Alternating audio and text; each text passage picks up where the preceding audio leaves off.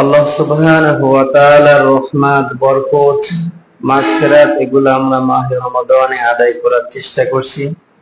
অন্যান্য বাকি 11 মাসের তুলনায় মাহে রমাদানে আমলের দিক দিয়ে, নফল সালাতের দিক দিয়ে, কোরআনুল কারীমের তেলাওয়াতের দিক দিয়ে, দান সাদাকা করার দিক দিয়ে আমরা একটা প্রতিযোগিতায় ছিলাম।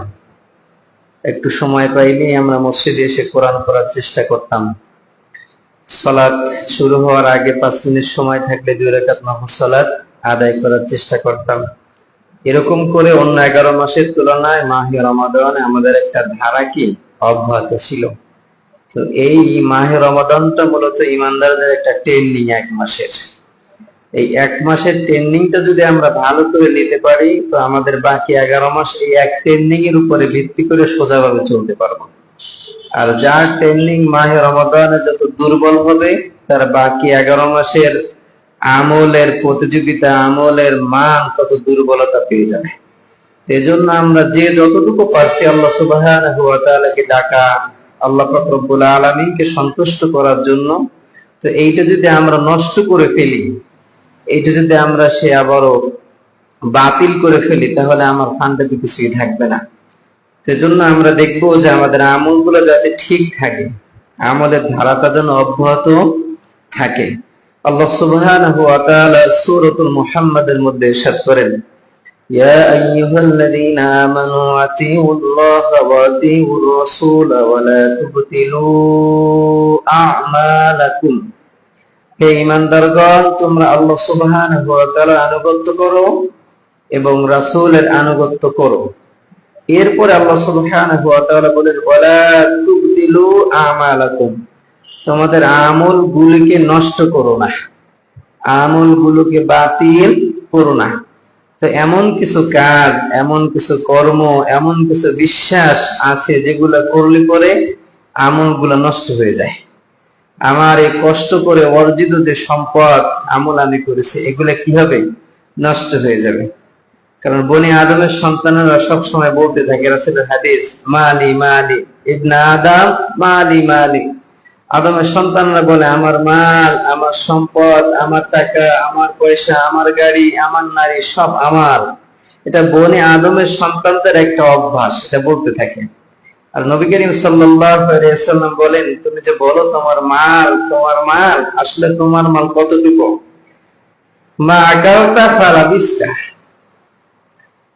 হয় তুমি খেয়েছো, না হয় তুমি পরিধান করেছো। যা কিছু খাইছো সব কিছু মলত্যাগের মাধ্যমে বের করে দিয়েছো। আওলাবিস্তা, যা কিছু পরিধান করেছো একটা সময় পুরান হচ্ছে, এটাকে ফেলে দিয়েছো। এইটাই তো।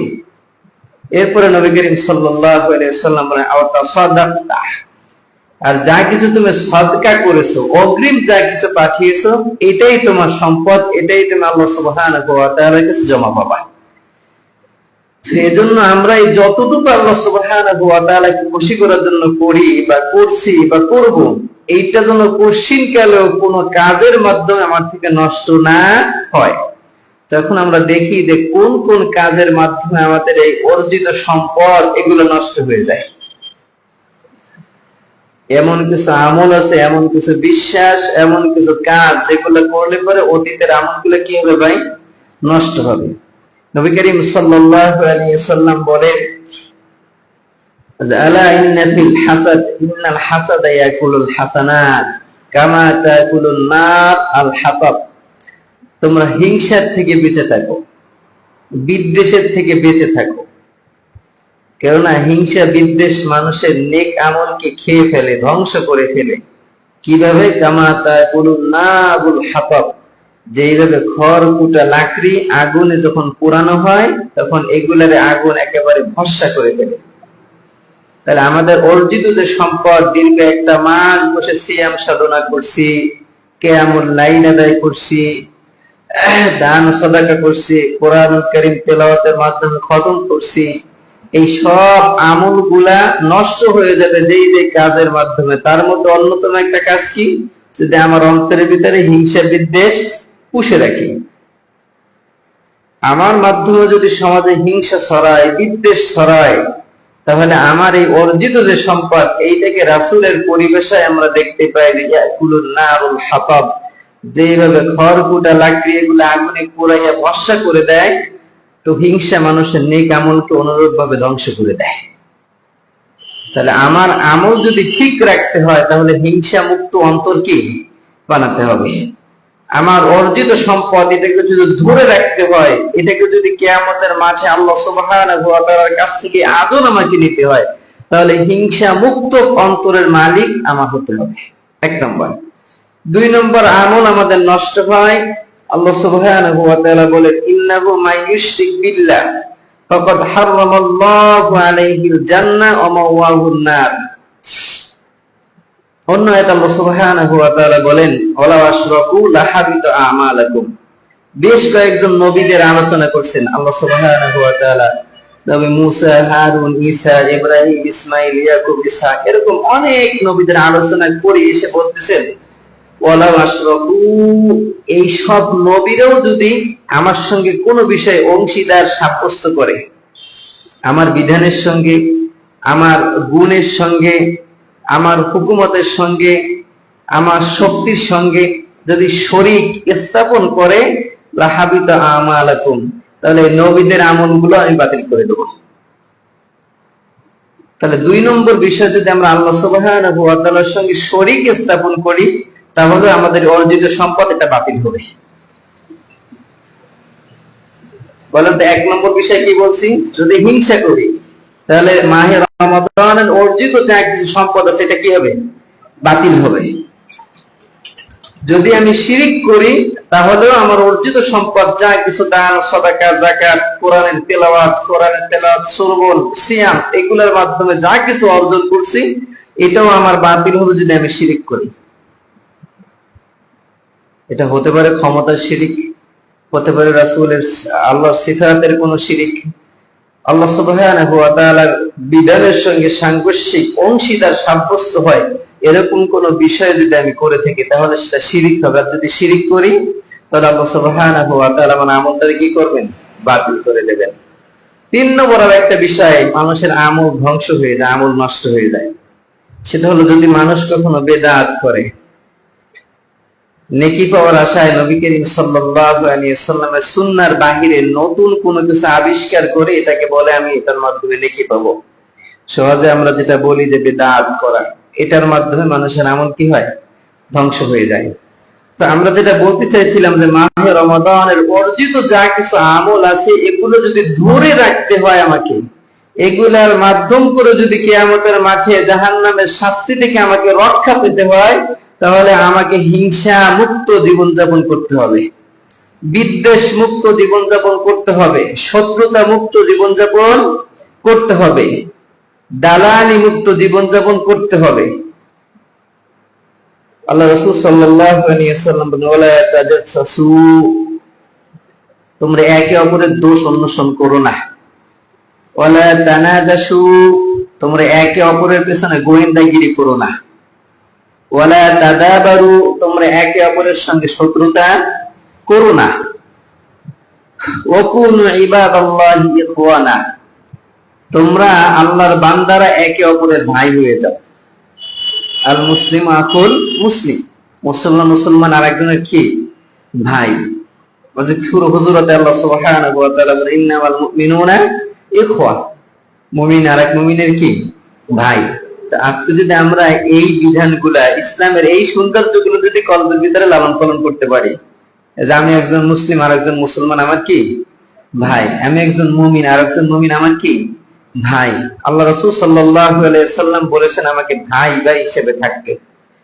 একই মায়ের পেটে সহোদর ভাই বোন যেভাবে বসবাস করে, একজন মুমিনের সাথে আর একজন মুমিনের রক্তের সম্পর্ক নয়, কিন্তু বিধানের দিক থেকে, আল্লাহ সুবহানাহু ওয়া তাআলাকে বিশ্বাস করার দিক থেকে রক্তের থেকেও বেশি আত্মার একটা সম্পর্ক আল্লাহ রাসূল সাল্লাল্লাহু আলাইহি ওয়াসাল্লাম স্থাপন করতে বলেছেন। এজন্য আমরা মাহে রমাদানের আমলের ধারা আমাদের ঠিক রাখতে হবে। যদি দেখা যায় যে মাহে রমাদানের স্পিরিট যা ছিল, রমাদান শেষ, শাওয়ালের চাঁদ আমরা দেখার সঙ্গে সঙ্গে আমার সব কিছু বাতিল করে দেই। এক শ্রেণীর মানুষ আমাদের সমাজে দেখা যায় যে মাহে রমাদান অনেক অনেক আমল করে, মুখে লম্বা সুন্দর করে দাড়ি রেখে দেয়, পাঁচ ওয়াক্ত সালাতের সময় এসে সুন্দর করে মেসওয়াক করে, খুশবু ব্যবহার করে, সুন্দর পাঞ্জাবি পরে, ঠিক যখন শাওয়ালের চাঁদটা উদয় হয়, চাঁদ রাত্রি, তখনই দেখা যায় তার সব আমলের লেবাস, পোশাক সব পরিবর্তন হয়ে গেছে।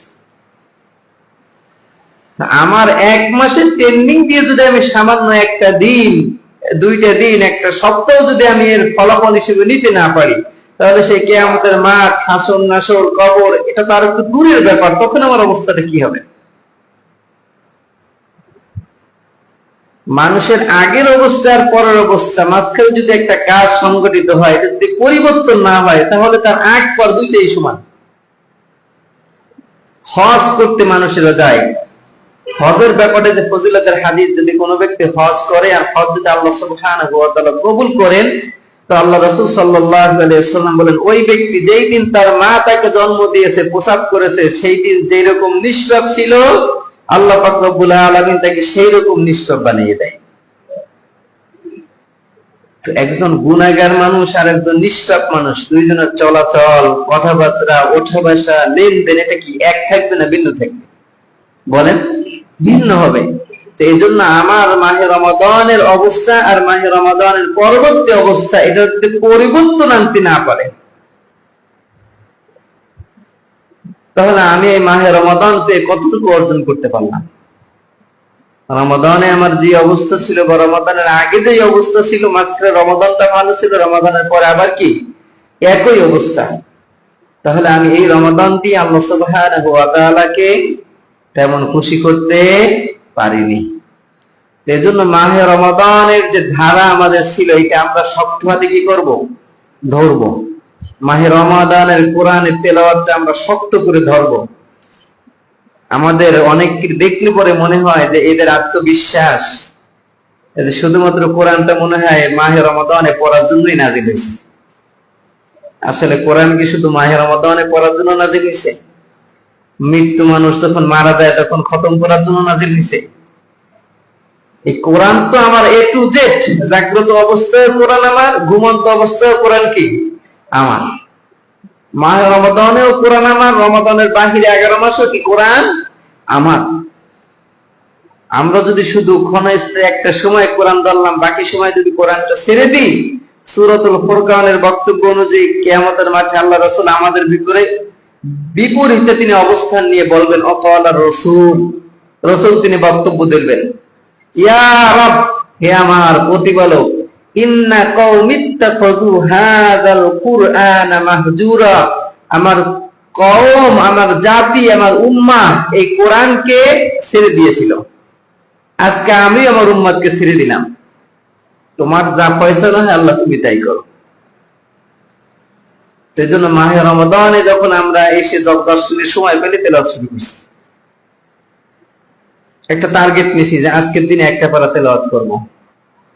একটা টার্গেট ছিল যে এই রমাদানের মধ্যে একটা খতম আমি কি তেলাওয়াত করব। আগের জুমায় আমরা বলছিলাম যে মাহে রমাদানে আমরা যারা কোরআন কারীম তেলাওয়াত করছি, খতম করছি, তাদের জন্য বিশেষ করে আমরা নসিহত দিয়েছিলাম যে রমাদান পরবর্তী 11 মাস অন্ততপক্ষে আমরা অনুবাদ সহ একটা খতম দেওয়া কি করব, চেষ্টা করব। এই জন্য মাহে রমাদানে যেরকম আমরা তেলাওয়াত পড়ছি, অনুরূপ হবে রমাদানের বাহিরে একটু কম হোক, তবে সেটা যেন আমার প্রতিদিন এই রুটিনটা থাকে। রমাদানে 1 পারা পড়ছি, রমাদানের বাহিরে 5 পৃষ্ঠা হোক, 1 পৃষ্ঠা হোক, বরকতান হিসাবে সালাতুল ফজরের পরে আমি 1 পৃষ্ঠা তেলাওয়াত করব। আমি 2টা আয়াতের অনুবাদ দেখব, যে দয়াময় আল্লাহ আমার উপরে যে কিতাবটা দিয়েছেন আমার পথ চলার জন্য, সেই কিতাবে আল্লাহ কি দিয়েছেন আমি একটু দেখি, 2টা আয়াত আমি দেখি। এই ধারাটা যদি আমি ধরে রাখতে পারি, তাহলে আমার এতে সফলতা বয়ে আনবে। আমল কম হোক, সেটা যদি আল্লাহ সন্তুষ্টির জন্য খালেস করে করি, তাহলে সে সফলতাকে আল্লাহ পাক রব্বুল আলামিন আমাদেরকে দান করবেন। এই জন্য রমাদানের আমল, রমাদানের পরবর্তী আমল যদি মাঝখানে শিথিলতা চলে আসে, তাহলে আমার আমল যে কবুল হয়েছে তখন আমার আশঙ্কা থাকবে।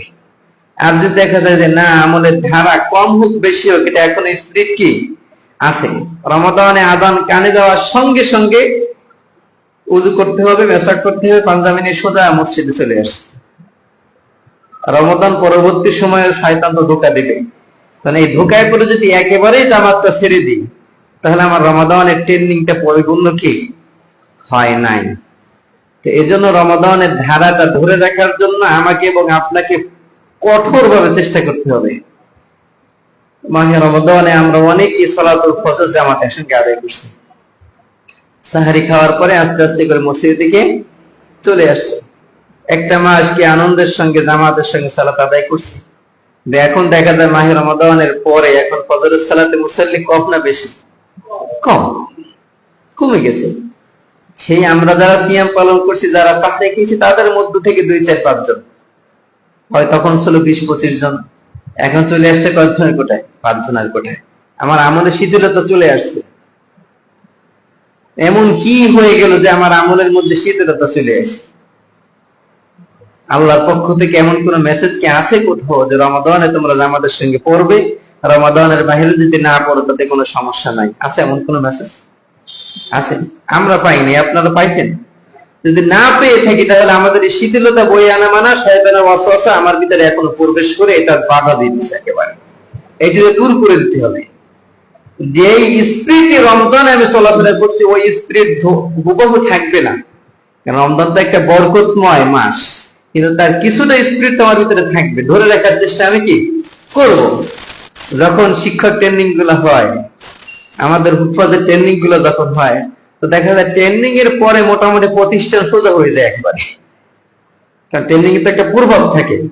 যখন 2 মাস 4 মাস 6 মাস হয়ে যায়, তখন দেখা যায় কি আবার সে শিথিলতা চলে আসছে। তখন আবার প্রিন্সিপাল হোক, মোহতামিম হোক, আবার 2 জন 1 জন শিক্ষকরা আবার ট্রেনিং এ পাঠায়। প্রতিষ্ঠানে যদি 2 জন 1 জন শিক্ষক যদি বছরে দেখা যায় ট্রেনিং নিয়ে আসে, তাহলে অটোমেটিক প্রতিষ্ঠান সোজা হতে থাকবে। কারণ ট্রেনিং প্রাপ্ত শিক্ষকগণ, ট্রেনিং প্রাপ্ত মুদারিসগণ, তাদের ধাঁধে থাকে কি আলাদা। তা আজকে আমরা যারা পুরো একটা মাস ট্রেনিং এ ইমানদার, আমাদের ট্রেনিংটা যদি পরিপূর্ণ হয়ে থাকে, তাহলে শাওয়াল মাসের আমাদের আমলের স্পিরিট বৃদ্ধি পাবে, কমে আসবে না।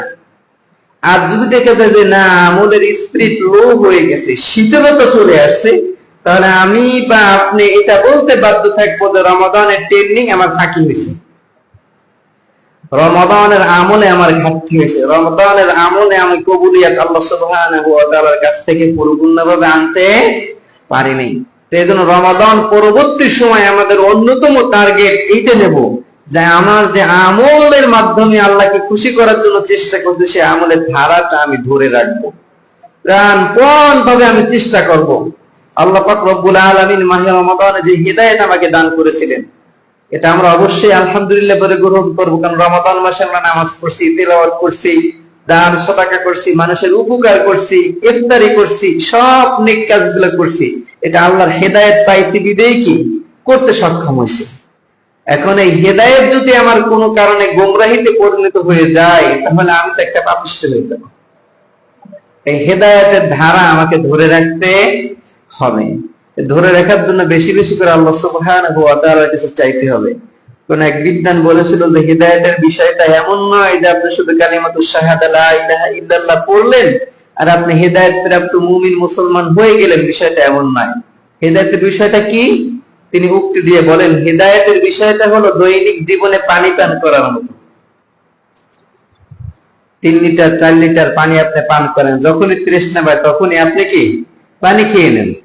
হিদায়াতের বিষয়টা আপনি আল্লাহর কাছে চাইতে থাকবেন যে আল্লাহ তুমি আমাকে হিদায়াতের উপরে রাখো, আল্লাহ তুমি আমাকে ঈমানের উপরে দৃঢ় রাখো, আল্লাহ তুমি আমাকে গুনাহ মুক্ত রাখো, আল্লাহ তুমি আমাকে শুকরগুজার শাকিরিন বান্দাদের দলভুক্ত করে রাখো। এটা আমরা যদি চেয়ে আল্লাহ সুবহানাহু ওয়া তাআলার কাছ থেকে পরিপূর্ণভাবে নিতে পারি, তাহলে হিদায়াতের উপরে কি থাকতে পারবো। তার কারণ আমরা এমন একটা সময়, এমন একটা যুগের মধ্যে বসবাস করি, যেই সময় আমাদের ঈমান, আমাদের হেদায়েত এগুলা ছিনতাই হওয়া, চুরি হওয়া এটা খুব স্বাভাবিক।